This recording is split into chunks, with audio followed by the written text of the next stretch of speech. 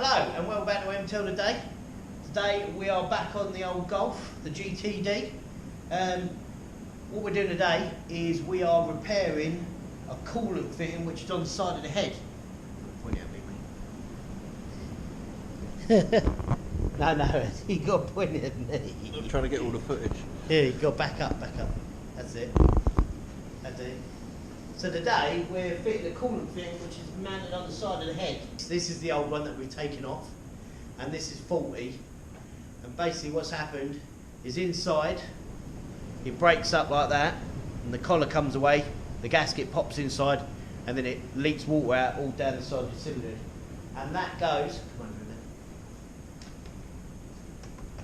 minute. That is mounted down this part of the cylinder head here. So here, it's held on by two bolts, one there, one there. Now to get this off, you have to drain the coolant. So I popped a pipe down at the bottom corner of the radiator on that side.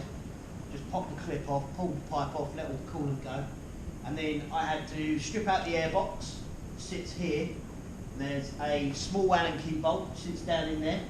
Little 5mm, you undo that. There's a pipe that comes off here and round into the air box, which is here. So you pull that off, take the intake pipe off, back pipe, airflow meter, and literally pull that box out, extract the actual air box itself, and then you can get to this unit which sits down here. I'll come back over this. Now what you'd have to do to get this actual, like do it more, move back, that's it. So what you have to do to get that off, this actual coolant housing, you have to take the EGR pipe off, because there's these two bolts here and here, but the bottom bolt is like a studded bolt, and attached to that as well is the EGR pipe, which covers the head of the nut, the head of the bolt, so you can't actually get the bolt off whilst the EGR pipe's is in place. So you have to undo these two fittings here, two fittings at the back, undo the little 10mm at the bottom, then you can fish this EGR pipe out, pull the front coolant pipe off, pull the back coolant pipe off, unplug the sensor. Make sure when you do this you get a new O-ring for your temperature sensor, which is mounted in the back.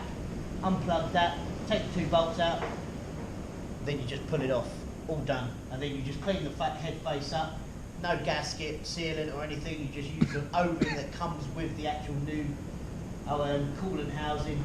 Just bolt it back on, nip it up, then put the EGR pipe back on, bolt that up, do the two bolts back up, put all the pipes back on, put your air box in, plug it all back in, and you're all good to go. Very nice, easy job. And these coolant housing, this one for this literally cost £10. So nice little easy job. I'll get my mate in so you can have a quick look at it again. So there you go. So this is the coolant housing here, and you'll see it. If you get down underneath the car, you'll see water dripping down underneath the back of the head. You're a bit too close now, you won't see anything. That's it. No, don't bother with that. Don't bother with that. Looking under the skirt. Yeah. You can cut that bit out. So basically, yeah, you just undo the tube, take that off, and that's how you get it off. It's literally mounted to the side of the head. Nice and simple. Easy job. Well, I hope that's been helpful to you. If it has, please like and subscribe and share it about. And we'll go from there.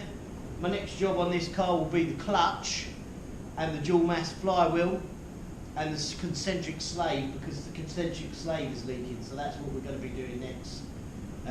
Maybe in a couple of days, and we'll make a video of that and we'll stick that on YouTube as well. Anyway, hope you enjoyed what you watched. If you have, please like and subscribe and share the video about. Catch you again soon. Hit the button.